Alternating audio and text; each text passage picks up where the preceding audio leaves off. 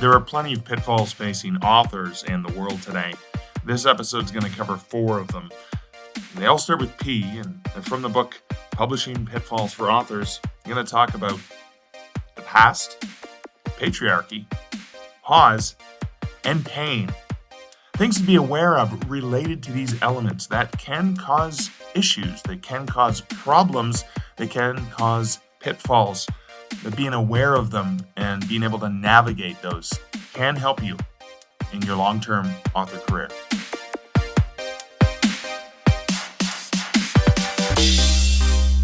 Welcome to the Stark Reflections on Writing and Publishing podcast.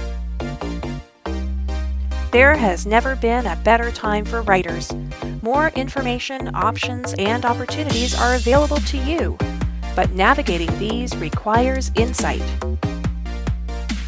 Join Mark Leslie Lefebvre as he draws upon more than a quarter century of experience as a writer, a bookseller, and a trusted book industry consultant to explore and reflect on the writing and publishing landscape to help you make informed choices on your writer journey.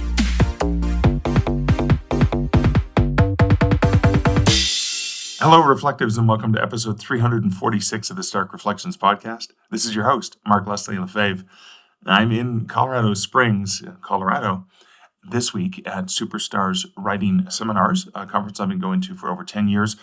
But because I'm in a hotel room with the appropriate mic, etc., this episode is going to be a Mark AI voice coming from 11 Labs, and it will include 4 chapters or 4 segments, because the book Publishing Pitfalls for Authors is a series of things for authors to avoid and be aware of in both traditional publishing and in self or indie publishing. And they all start with P. So this episode is going to have 4 of those Ps from my book, Publishing Pitfalls for Authors, and it'll be read in the AI voice, my AI voice from 11 Labs. And I'm going to forego most of the introductory matter because of the less than stellar sound system here that I have with the mic, etc. But I do want to quickly share a word about this episode's sponsor, and then we'll cut right into the main content. This episode is sponsored by Publishing Pitfalls for Authors. It's book 5 in the Stark Publishing Solution series. Avoid the most common pitfalls facing authors today. There have never been more opportunities, more options, more pathways for writers, but with choice comes potential pitfalls, traps, and career-limiting plays. See what I'm doing with the P's there? Some of the perils writers might encounter on their writing and publishing journey come from nefarious operators seeking to prey on the hopes and dreams of writers. This book walks you through several of those. And you can get Publishing Pitfalls for Authors in ebook or print on all of the platforms. And you can ask for it at your local library.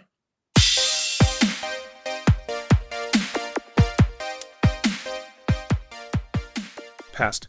As authors, we're often very reflective people. It's part of the way that we absorb information, inspiration, and insight from the people in the world around us.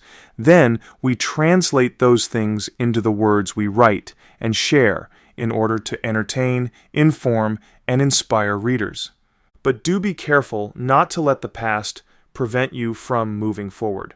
Sometimes, living too much in the past can result in the paralysis that we talked about in the previous section. It's important to learn and grow based on acknowledging the things we have done, the decisions we have made, whether it's something impressive and substantial that we have accomplished, or it's a mistake we made in the past. There's something to glean from it. Sometimes we can end up spending too much time thinking about the past or speculating about the future, and not enough time focusing on the present, on the here and now, and on what we are capable of doing. Remember, we can't alter the past, and the only way we can alter the future is what we're doing in the present. A popular motivational quote often attributed to Albert Einstein says that we should learn from yesterday, live for today, and hope for tomorrow. He was talking about taking the lessons you've learned from the past, applying them to the things you are doing today with optimism and hope for the future. Oprah Winfrey is often credited with saying, "Remind yourself that this very moment is the only one you have for sure." So make the best of it. Another pitfall related to the past that is less internally reflective is spending time bemoaning where we are in the history of writing and publishing. There are currently 5 major traditional publishers out there. When I started working in the book industry, there were perhaps a dozen big publishers. Mergers and acquisitions have cut that number by more than half in the 30 years I've been operating in this industry. In the mid-'80s, there were twice as many major international publishers to submit a manuscript to. Publisher advances used to be extremely competitive, and it was possible, though still a bit of an outlier experience, to earn a full-time living off publisher advances and royalties. At one time, all a writer had to do was turn their manuscript in to their agent or editor, and then sit back and do nothing but work on the next book and watch the royalties stream in. Now, less than half of those major publishing options exist. Most advances are the equivalent of chump change, particularly for beginning authors. Traditionally published authors have to do more promotion and publicity for themselves than ever before. The world of traditional publishing is different. Gone are those golden days of publishing. From 2009 through 2012, you could independently publish an unedited and crudely slapped together manuscript with a mediocre or even crappy cover. Without investing half of your time and money in paid promotions, you could still earn a significant amount of income. That Kindle gold rush is a thing of the past. Now, with a flooded marketplace, when you play this, you have to put in a lot more time and work on polishing your book into the best it can be.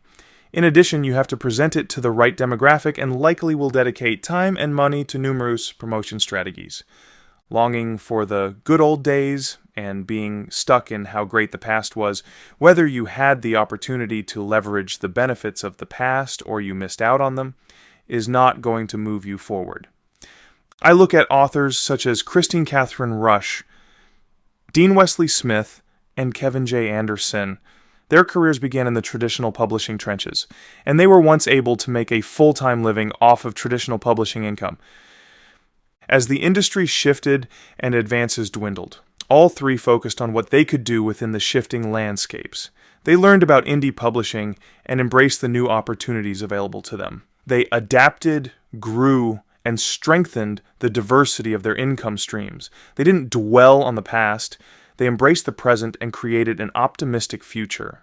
Similarly, other authors who were involved in indie publishing from the earliest days, such as Bella Andre, Barbara Freethy, Tina Folsom, and Hugh Howey, don't waste time kvetching about those gold rush days on Kindle, but instead have focused on their readers, continued to write, adapt, and evolve as the publishing industry itself has evolved. One thing all these authors have in common is that they have recognized that there have truly never been more options or opportunities for writers in the history of publishing. And they are leveraging those opportunities, those options, and continuing to focus on what they can do in the present to build a continuingly successful future. Patriarchy. This one is somewhat related to past because of the long-standing legacy of patriarchal power within traditional publishing. Unfortunately, the sad reality is that it's still an issue to this very day. The business of book publishing has long been predominantly a female-driven field. Studies such as the 2019 Diversity Baseline Study conducted by independent publisher Lee and Low Books that surveyed more than 21,000 trade publishing employees, university presses, and literary agencies continue to show a higher number of female employees, 74% cis women, within publishing houses.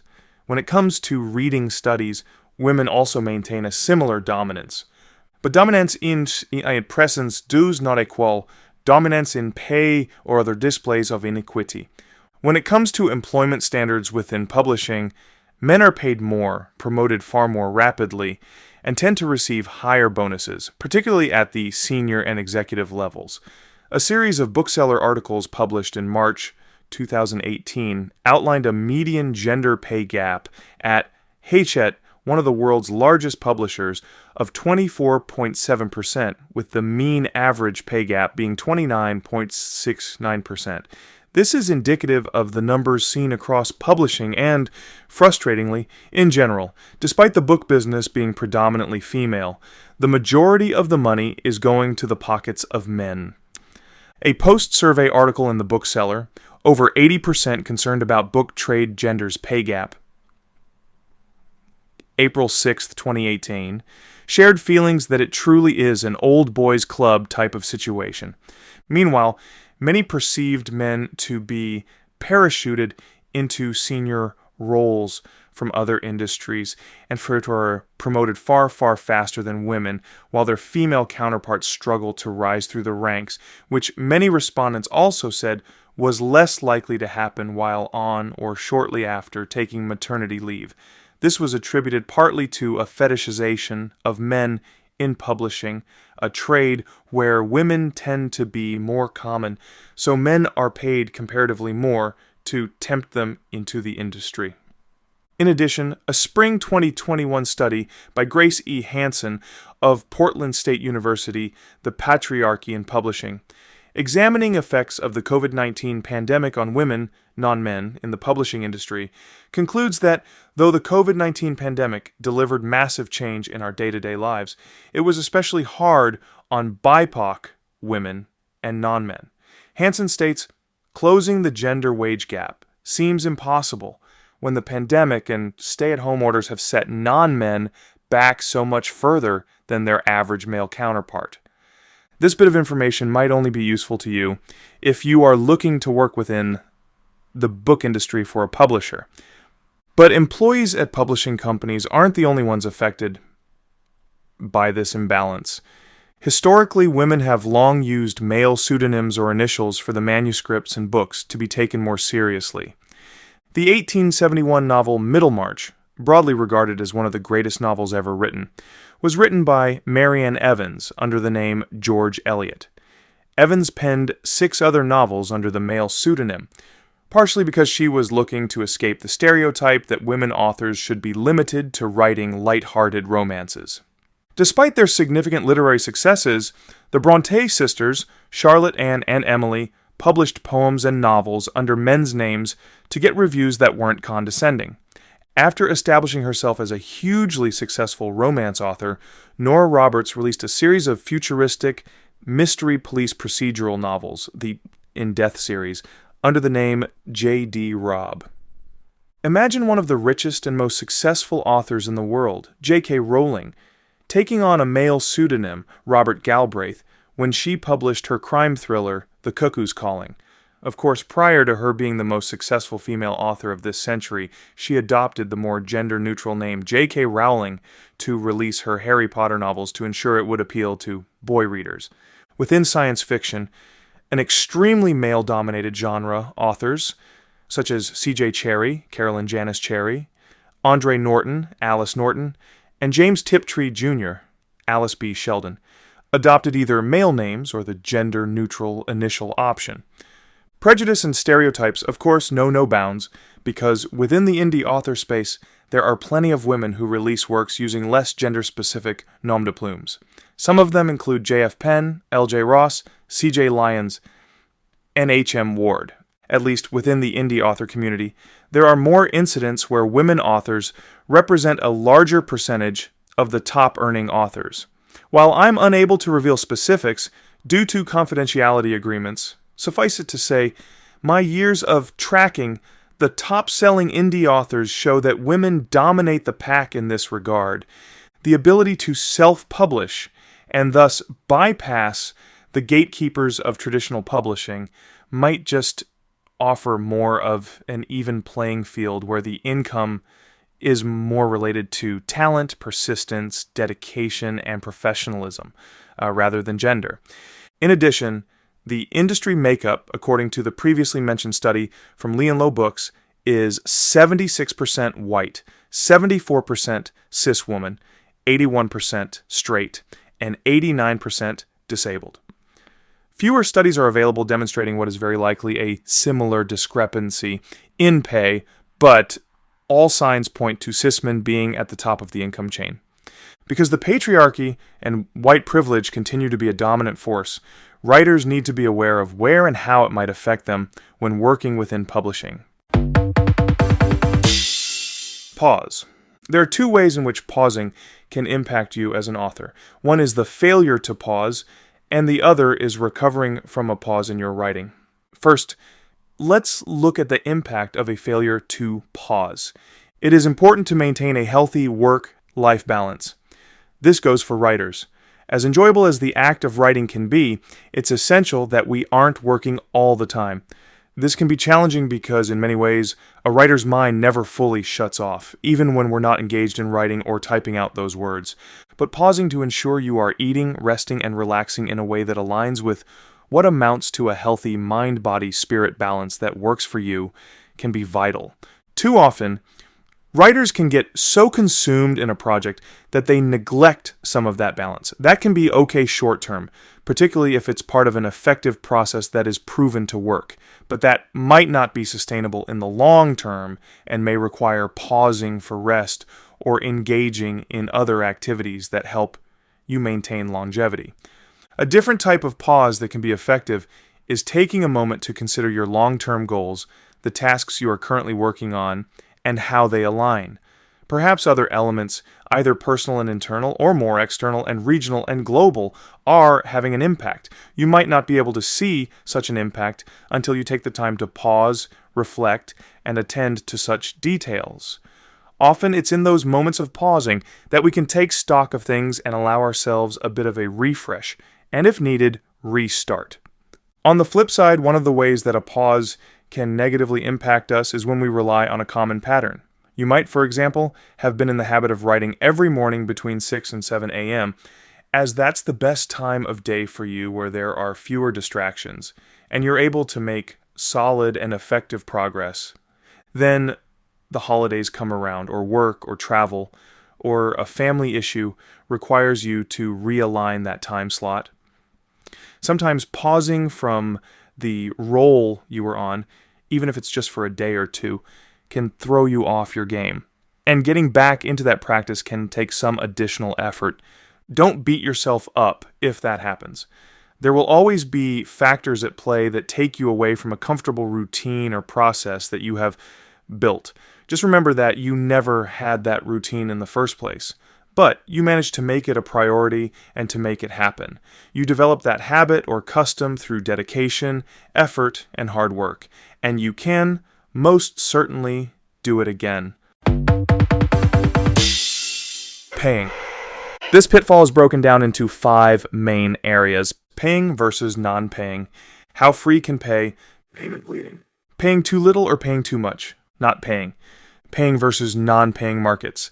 The concept of a paying market, and that money should flow to the writer, is one I maintain for all activities within traditional publishing.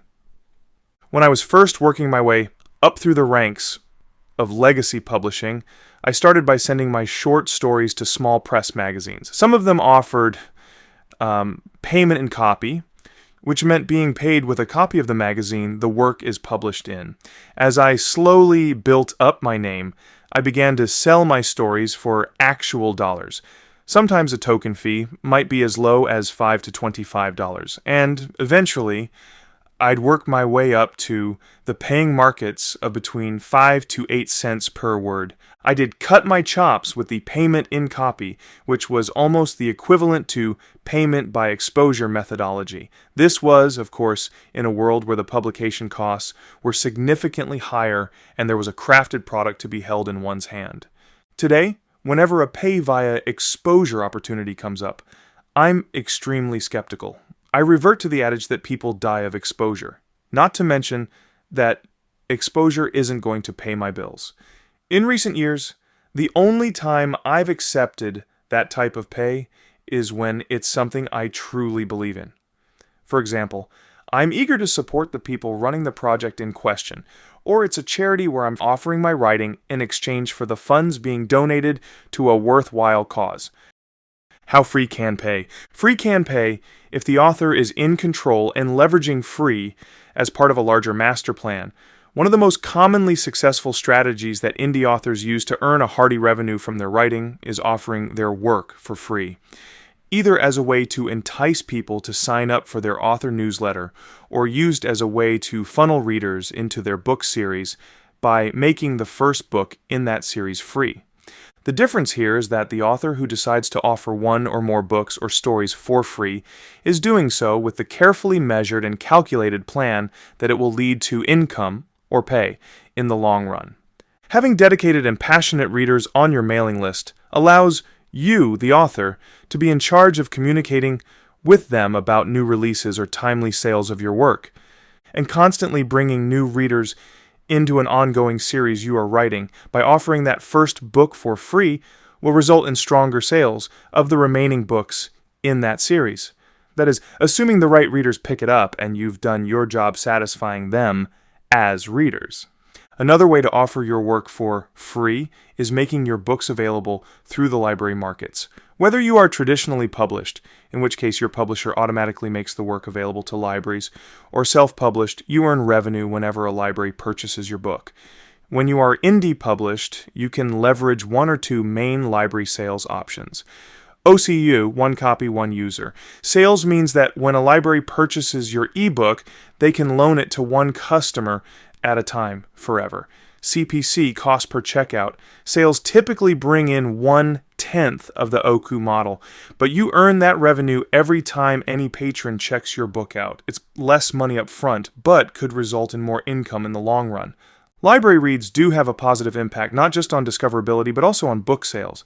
A 2021 Portland State University Panorama Project report showed that between 31 to 35% of people who first found a book in a library ended up purchasing that book at a brick-and-mortar or online bookstore. Similarly, offering your books for free to advanced reader teams, ARCs are advanced reader copies, or even to diehard fans can lead to significant word-of-mouth marketing for you and your books. Payment bleeding.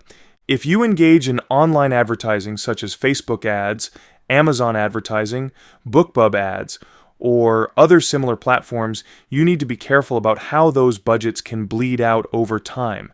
Many authors will set up an ad and then walk away, leaving the automated systems to continue spending the budget money without ever coming back to do analytics and see if the ad results in sales. Ideally, unless your goal is to increase mailing list signups or online reviews, incoming sales revenues should be higher than the ad expenditure. Be extremely careful here. Some of these expenditures can quickly add up, resulting in either eating away at your revenue margin or even sending you spiraling into debt. In addition, remember that if you are using a credit card to pay for an e-ad, your money is due within a month of that expenditure, whereas your income from the sales you generate in that same period is likely to come in 45 to 90 days later. This creates a negative cash flow situation leading to debt that can be difficult to dig yourself out of. Paying too little or paying too much. You get what you pay for is a lesson that we often hear. I've been burned by this, both in purchasing less costly items that either wear out or break much more quickly than their more expensive alternatives, or by hiring based on a much lower cost. I once hired an editor I could afford and got exactly the worth of the lower dollars I paid. A good friend of mine, Julie Strauss, who is also an exceptionally talented writer and editor, has a motto she uses in this case: buy the best and you only cry once. But be careful when applying this logic. Not all of the more expensive alternatives are going to lead to the best results. In particular, be aware of the numerous author services companies that are out there looking to charge ridiculously outrageous amounts of money selling you editing and marketing packages. Check the section on predators for more information about this. Where possible, research potential professionals you hire. Regardless of the cost, check with fellow authors or author groups for personal recommendations of people and companies they have worked with, and trust before dropping your hard-earned cash on something. Not paying. Another way that, paying can become a pitfall is not paying for something and doing it yourself. Deciding not to pay for something in order to save money can sometimes be a good idea, particularly when operating on a limited budget. But when it comes to trying to edit your own writing or creating your own book cover, you may end up sabotaging your writing career.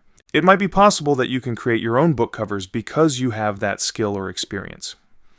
Super mega best-selling romance author Bella Andre, who has created numerous covers for her books, is the perfect example of the exception that proves this rule, but she is the outlier here. And chances are, even if you're an excellent artist, you likely don't have the ability to craft your own book covers. Andre is a savvy businesswoman who fully understands the book market she is navigating, so her artistic talent, combined with industry insights, give her an edge that most will not have. Within the first split second that people see your book cover, they will pass judgment on it. So you need to fundamentally consider if this is an area where you want to cut corners. Similarly, you might be the world's best editor when it comes to helping other authors with their manuscripts. But editing one's own work is extremely difficult. It might even be impossible. Yes, you may catch proofreading errors, but there's no replacement for an excellent editor that can offer developmental and copy advice to help you polish your prose. Short-changing in the editing can be as detrimental as cutting corners on your cover design. Deciding not to pay for something can be particularly limiting once you get to a point in your writing career where your books earn you a decent income. Because once you get to that point, when fans are clamoring for more of your books, you'll often find that your time and energy are better spent on writing new material. There are numerous other tasks to offload to someone else, because the cost of hiring someone for that work might be less than you can earn by spending that same time working on a new book. And that's it for this episode. Thanks for bearing with the AI voice for this. It was hilarious. There were some bits that were just really just weird, strange stuff. I'm going to play an excerpt, a blooper from one of those. I have no idea what happened. It was just this weird text. I'll play it right after the closing bumper. But thanks so much for listening to the podcast, and I'll catch you next episode. Until next episode, this is Mark Leslie Lefebvre wishing you great writing and good Stark Reflections. Thank you for listening to the Stark Reflections podcast. You can find show notes for each episode at starkreflections.ca.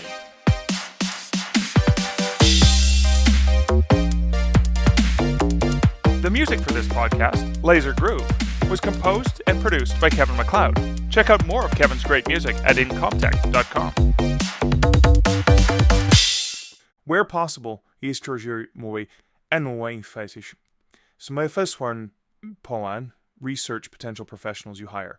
Regardless of the cost, check with fellow authors or author groups for personal recommendations of people and companies they have worked with